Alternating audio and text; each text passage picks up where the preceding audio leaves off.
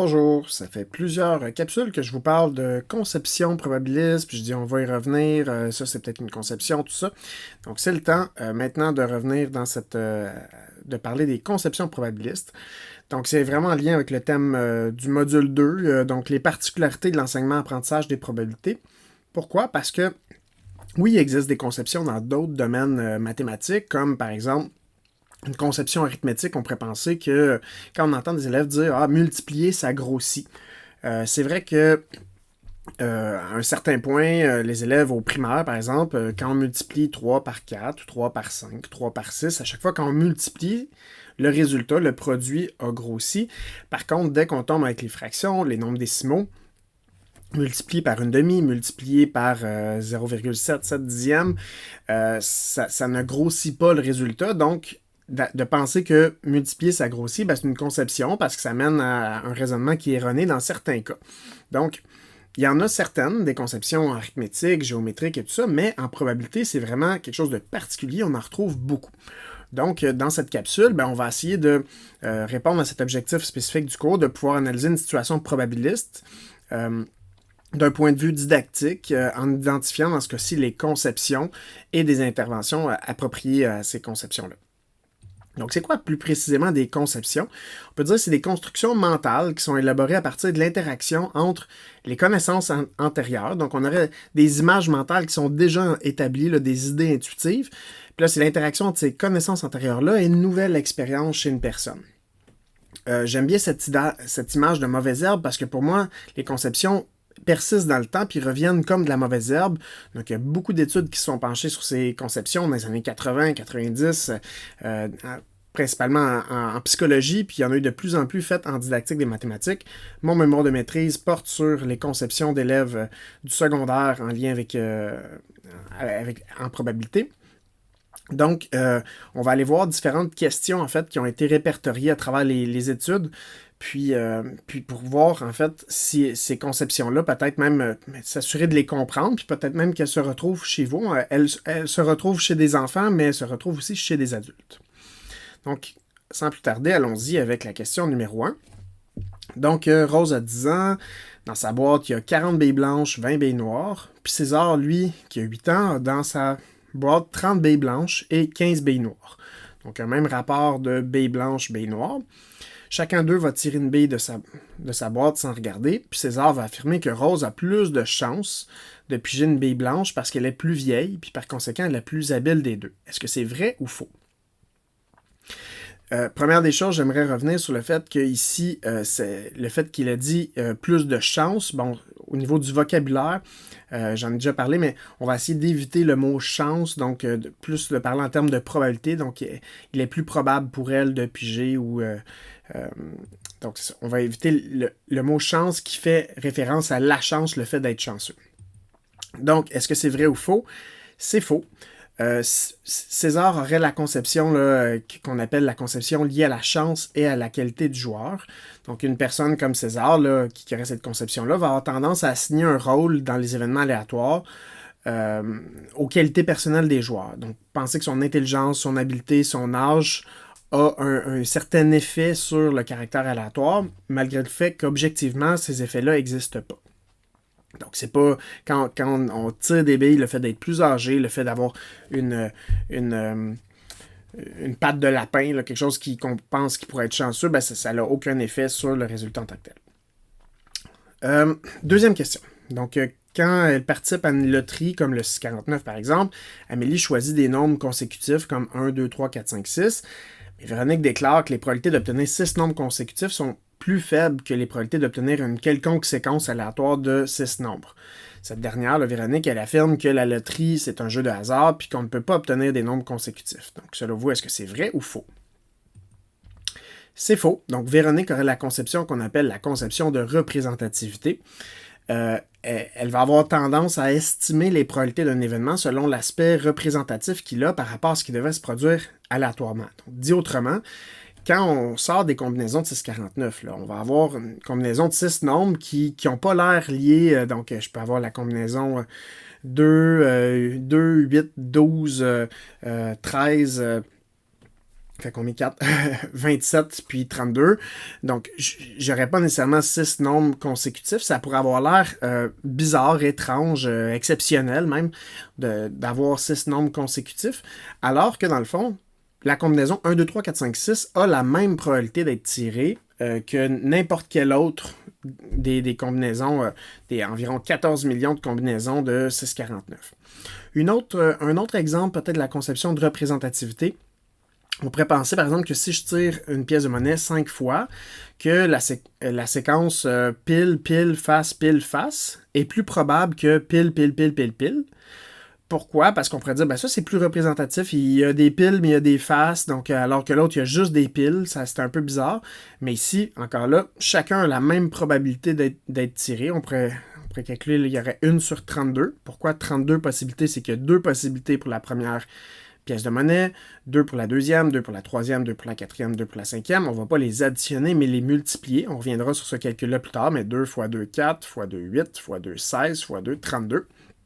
Donc, il y a 32 possibilités, puis si ça, c'est une des 32, puis ça, c'est une autre des 32. Donc, elles ont la même probabilité, mais si on s'appuie sur la conception de représentativité, on pourrait être porté à croire de manière erronée que celle-là est plus représentative de ce qu'on a normalement, donc plus probable. Prochaine question. Quand on lance une pièce de monnaie, il y a 2 résultats possibles, donc pile ou face. Alexandre a lancé une pièce 3 fois, puis à chaque fois, c'est face qui est sorti. Donc Alexandre veut lancer la pièce encore une fois, il croit que la pièce est rendue à donner un pile. Est-ce que c'est vrai ou faux? C'est faux. Donc Alexandre aurait la conception qui serait qui est nommée conception liée aux effets trompeurs de récence. C'est l'idée, en fait, de s'appuyer sur qu'est-ce qui vient de se passer récemment. Donc, c'est de penser ce qui vient de se passer, mes résultats. Donc, si je reviens en arrière, j'avais eu 3 fois face. Donc, de penser que si j'ai eu 3 fois face, je suis dû pour avoir pile. Donc, la conception ici, elle va s'appuyer sur comme s'il fallait que ça s'équilibre. On pourrait penser que ça s'équilibre ou, au contraire, il y en a qui pourraient dire « Ah oui, si j'ai eu 3 fois face, ça va continuer avec face, pardon. » Donc, c'est l'idée d'une poursuite. Donc, soit ça s'équilibre, soit ça se poursuit entre les fréquences des différents résultats possibles à travers les essais. Alors que, dans le fond, ces effets-là n'existent pas parce que les événements sont indépendants. Ma pièce de monnaie, quand je la lance, elle n'a pas de mémoire de qu'est-ce qui s'est passé. Peu importe ce que j'ai eu des piles, des faces avant, c'est comme s'il y a une remise à zéro à chaque fois. Les événements sont indépendants. Donc, s'il n'y a pas de... On n'a pas le fait de s'appuyer sur qu'est-ce qui s'est passé récemment, ça ne nous donne aucune information, en fait, là, pour inférer ce qui va se passer par la suite. Une telle personne a tendance à croire que la fréquence des événements passés d'une expérience aléatoire va avoir une influence sur la probabilité d'obtenir un résultat particulier. Dans le cas présent, on va parler des effets positifs ou négatifs de récence. Donc, si c'est l'effet de récence positif, ça serait de dire si j'ai eu 3 faces, bien, ça va se poursuivre dans la même séquence. Donc, je vais continuer à avoir des faces. Puis, au contraire, si je dis, ben l'effet de récence négatif, j'ai eu face, je suis dû pour avoir un pile, donc j'ai dû pour renverser la tendance, donc l'effet de récence négatif va m'amener à dire pile. Donc, et ça, ces informations-là, l'Auto-Québec va jouer là-dessus, par exemple, parce qu'ils vont donner des statistiques sur les combinaisons gagnantes ou les numéros qui sont sortis plus souvent. Donc, comme si ça avait un effet, mais ça n'a pas d'effet de savoir que le 17 est sorti un peu plus souvent, un peu moins souvent dans les combinaisons de 649 depuis le début de la loterie. Ça n'a aucune incidence sur le prochain tirage. Il n'y a rien qui change là, par rapport à la boule 17 là, dans le prochain tirage. Question numéro 4, on va lancer 2 dés simultanément. Qu'est-ce qui est le plus probable? Est-ce que c'est d'obtenir, dans mes résultats, il y en a un qui est un des dés qui est un 5 puis l'autre qui est un 6, ou d'obtenir 2 fois le 6? Ou est-ce que c'est la même probabilité? Donc, c'est obtenir un 5 et un 6 qui est plus probable. Si vous avez choisi même probabilité, ça impliquerait la conception qu'on appelle liée à la confusion entre des événements simples et des événements composés.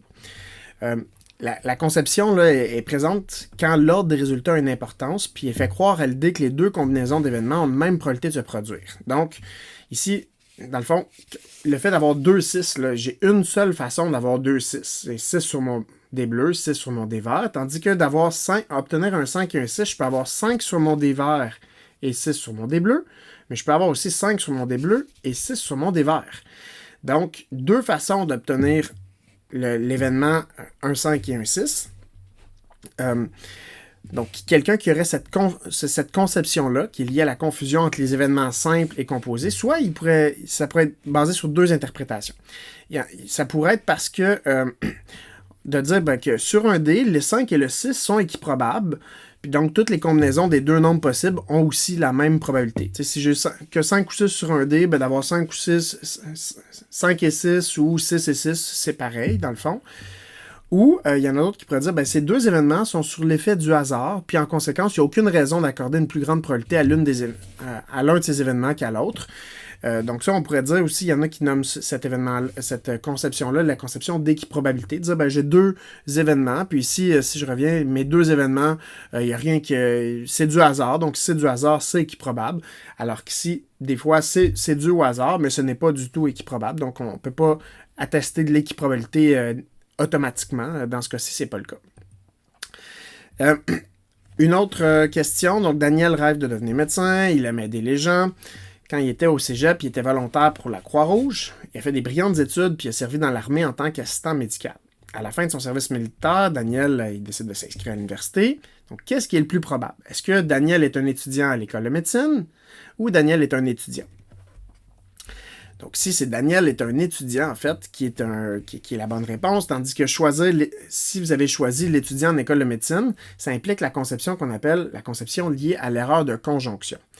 Dans cette conception-là, la probabilité de l'intersection de deux événements apparaît plus probable que la probabilité de survenir un seul événement. Donc, dit autrement, si on dit que ici, mon événement A, dans mon diagramme de Venn, c'est être un étudiant, puis, mon événement B, c'est d'être en médecine. Bon, à ce moment-là, ici, dans cette section-là, ici, la section en blanc, ici, j'aurais tous ceux qui sont étudiants, mais pas en médecine. Donc, par exemple, un étudiant en enseignement. Ici, dans cette section-là, blanche aussi à droite, j'aurais tous ceux qui sont en médecine, mais qui ne sont pas étudiants. Donc, par exemple, un médecin. J'aurais ici, à l'intersection, un étudiant en médecine. Puis, j'aurais ici, autour, en fait, quelqu'un qui n'est ni étudiant ni en médecine. Par exemple, un plombier. Et là, ici, ça ne fait pas de sens de dire que être un étudiant en médecine, ça serait plus probable que d'être un étudiant tout court, qui lui-même inclut être un étudiant en médecine. Puis, c'est sûr que si on revient en arrière, cette description-là nous donne l'impression qu'il va... si j'avais à choisir entre est-ce que c'est un étudiant à l'école de médecine ou c'est un étudiant en informatique, avec la description qu'on a ici, ce serait plus un étudiant à l'école de médecine. La description correspond davantage. Par contre, être un étudiant en médecine devrait être englobé dans être un étudiant tout court. Donc, on va dire en probabilité, il n'est jamais plus probable d'obtenir simultanément deux événements distincts qu'obtenir un seul de ces événements-là, le pris séparément. 6e question, donc dans une ville, il y a deux hôpitaux. Il y a un petit hôpital qui a en moyenne 15 naissances par jour, puis un grand hôpital où il y a en moyenne 45 naissances par jour. Les probabilités de donner naissance à un garçon, on va supposer qu'ils sont d'environ 50%. 50% d'avoir un garçon, 50% d'avoir une fille.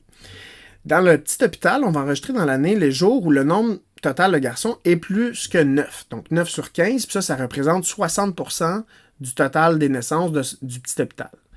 Dans un grand hôpital, des fois, il va y avoir aussi plus de garçons que de filles. Donc, on va enregistrer les journées dans l'année où il va y avoir plus de 27 garçons sur les 45, donc 60% du total de naissances. Donc, dans les deux hôpitaux, de temps en temps, il va y avoir un peu plus de garçons que de filles. Donc, au moins 60% des garçons dans le petit hôpital ou dans le grand hôpital. Et là, à chaque fois, on note des journées dans le petit hôpital et dans le grand hôpital quand ça se produit. Selon vous, c'est dans lequel des hôpitaux qu'il va y avoir davantage de telles journées où il y aurait plus de garçons que ce qui est anticipé, donc plus de 50%, donc au moins 60% des naissances qui sont des garçons. Est-ce que c'est dans le petit hôpital, le grand hôpital, ou il n'y a aucune différence? C'est dans le petit hôpital qu'on va le trouver. Si vous avez choisi aucune différence, ça impliquerait la conception qui est liée à l'effet de la taille de l'échantillon. Une personne qui va avoir cette conception-là, il va dire qu'au nom de la proportionnalité, parce que dans les deux cas, on pourrait dire c'est 60% dans un ou dans l'autre, c'est la même probabilité. Pourtant, c'est deux événements distincts, puis il faut tenir compte de l'effet de l'échantillon. Donc, de l'effet de la taille de l'échantillon. Donc, si c'est comme si je vous demandais avec une pièce de monnaie, je vais la lancer, une pièce de monnaie, je vais la lancer 10 fois, puis normalement, je devrais avoir en théorie 5 piles, 5 faces. Et là, je ne suis pas surpris si sur un petit échantillon comme ça, si j'obtiens 7 piles au lieu de 5 piles, 7 piles et 3 faces, bon, ben, ça va arriver. Et ça va arriver assez souvent dans un petit échantillon que je vais m'éloigner de ce que je devrais avoir en théorie, de mon 50%. Tandis que si je le faisais un grand nombre de fois, si je le fais 1000 fois, mon lancer de pièces de monnaie, ben là, ça serait vraiment étrange que j'ai 60% de pièces de monnaie qui soient de piles ou de faces, parce que normalement, à la longue, ma fréquence va se rapprocher de ma probabilité théorique, ma probabilité qui est attendue, donc par la loi des grands nombres. Donc, c'est ce que certains chercheurs ont dit déjà une cinquantaine d'années. Ils ont parlé de... C'est comme si on appliquait de façon erronée la loi des grands nombres à des petits nombres. Donc, c'est ce qu'ils ont appelé la loi des petits nombres. Donc, si on dit que oui, il devrait y avoir normalement le même pourcentage d'occurrences assez exceptionnelles, ici de plus de garçons, que ça arrive aussi fréquemment dans un petit hôpital qu'un grand hôpital, on ne tiendrait pas compte à ce moment-là de la taille de l'échantillon, puis ça serait d'appliquer de façon erronée la loi des grands nombres, donc d'appliquer la loi des petits nombres, en fait. Septième et dernière question, donc on a David qui roule en voiture à Saint-Jérôme, il est heurté par un autre véhicule, puis à partir de ce jour-là, il va estimer que la probabilité d'être impliqué dans un accident de la route est élevée dans cette ville. Est-ce que c'est vrai ou faux? C'est faux.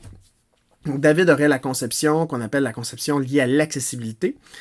Il y a donc une personne aurait tendance à estimer les probabilités d'un événement sur la base de la facilité avec laquelle les exemples particuliers de l'événement peuvent lui venir à l'esprit par la facilité de rappel, de construction ou d'association. Autrement dit, lui, il se rappelle qu'il y a eu un accident à Saint-Jérôme, donc à chaque fois qu'il va revenir, il ne se rappellera pas de toutes les fois où il est à Saint-Jérôme et il n'y a pas eu d'accident. Il va se rappeler il va avoir accès facilement à l'information que oui, j'ai eu un accident cette fois-là. Une autre manifestation de cette conception-là, ce serait de dire que si dans un groupe de 10 personnes, je fais des comités de 2 personnes, OK? Donc, j'ai 10 personnes et je choisis une personne qui va être président, une personne qui va être vice-président, par exemple. Okay? Je fais des comités comme ça de 2 personnes. Et là, je pourrais penser, il y en a combien de comités de 2 personnes que je peux faire avec les 10 personnes? Donc, je vais faire, je peux prendre la première personne et la deuxième personne pour faire mon comité, le président, vice-président. Puis je pourrais prendre la première et la troisième personne. Je pourrais prendre la première et la dernière personne. Donc, je pourrais faire un certain nombre de comités de 2 personnes. Puis je pourrais dire, OK, maintenant, je prends toujours ces mêmes 10 personnes-là, mais maintenant, je fais des comités de 8 personnes. Donc, je prends les 8 premiers, ou je prends les 6 premiers puis les 2 derniers. Donc là, je pourrais faire comme ça des comités de 2 personnes et des comités de 8 personnes et me demander ici, est-ce que dans un cas, il va y avoir plus de comités de 2 personnes ou plus de comités de 8 personnes? Mais en fait, il y en a autant. Puis, ce qui donne l'impression, en fait, que il y aurait beaucoup plus de comités de 2 personnes, c'est que c'est facile de penser à plein de comités de 2 personnes. OK, lui avec lui, lui avec lui, lui avec... On peut penser à plein de comités de 2 personnes facilement. On a accès à cette information-là facilement. Cognitivement, c'est plus facile. Tandis que de penser, il y a combien de comités de 8 personnes, c'est plus difficile de penser à les dénombrer. OK, il y aurait lui, un comité de 8 personnes. Lui. Mais en fait, quand on y pense, il y en a exactement le même nombre. Pourquoi? Parce qu'à chaque fois que je sélectionne 2 des 10 personnes, c'est comme si je sélectionnais aussi à l'envers 8 personnes que je ne prendrais pas dans le comité. Donc, pour chaque comité de 2 personnes, il y a aussi un comité de 8 personnes que je ne prends pas. Donc, il y a autant de comités de 2 personnes que de comités de 8 personnes dans un groupe de 10 personnes. Donc, c'est assez contre-intuitif. Donc, maintenant qu'on a vu avec ces 7 questions-là, on a vu un certain nombre de conceptions. Comment on va les confronter, les faire évoluer? D'abord, la première étape, c'est exactement ce que je visais à faire dans cette capsule, c'est d'être capable de les comprendre puis de les déceler pour vous, puis aussi pour vos élèves. Et c'est loin d'être simple de les confronter et de les faire évoluer. Rappelez-vous l'image de la mauvaise herbe. Parce que je l'ai vu avec des élèves, des fois, un élève peut être convaincu, disons, à la conception liée à l'effet de récence négatif, donc il est dû, là, il y a eu pile, il est dû pour avoir face, par exemple. Puis là, on y explique, non, c'est pas ça, la pièce n'a pas de mémoire. OK, parfait, il a compris. on arrive dans une autre situation avec des billes, on tire des billes, puis là, il y a eu bleu, bleu, bleu, puis là, il va être dû pour avoir rouge parce que j'ai eu 3 bleus d'affilée. Puis des fois, c'est vrai, si c'est avec sans remise, parce qu'il reste plus de bleu moins de bleu dans le sac, mais si c'est avec remise, disons, puis ça reste des événements indépendants, puis à ce moment-là, le fait d'avoir eu des bleus, 3 bleus d'affilée, ben, si on les remet, on est dans la même situation de départ, ça n'a pas changé les probabilités. Donc, tout ça pour dire que des fois, ça revient comme de la mauvaise herbe là, quand on change de situation. Donc, quelques pistes pour faire évoluer les conceptions? Ben, on peut avoir recours à des discussions ou un débat. Donc, confronter en fait les conceptions, les raisonnements des élèves. Donc, un élève qui va dire, oui, moi je pense que c'est ça, puis là, on met en confrontation avec un autre élève. Puis des fois, de confronter, ça peut faire bouger, ça peut ébranler les conceptions. D'avoir recours à du matériel, d'avoir recours à des outils technologiques, ça peut aider aussi à faire évoluer. Des fois, c'est ça qui va faire le déclencheur qui va montrer, OK, oui, je pensais vraiment, avec Monty Hall, là, j'étais convaincu, j'avais la mauvaise intuition, mais l'outil technologique, il vient ébranler un peu ma conception, il vient m'amener, il m'aide à avancer. Avoir recours à une diversité d'expériences aléatoires. Si on reste toujours dans les mêmes expériences aléatoires, ça aide pas à avoir une vision plus globale. Même chose pour les représentations. Si on fait toujours la même représentation qui est le tableau à double entrée, des fois, ben, peut-être ça aiderait d'avoir une autre représentation avec le diagramme en arbre, puis on y reviendra avec les différentes représentations probabilistes. Puis l'articulation des approches aussi aide à développer la pensée probabiliste, puis à penser encore là plus globalement. Je terminerai en disant que le plus important, c'est vraiment pas de connaître toutes les conceptions possibles, mais plutôt d'être sensible aux conceptions des élèves pour les amener à progresser dans ce que certains auteurs appellent le processus de complexification conceptuelle.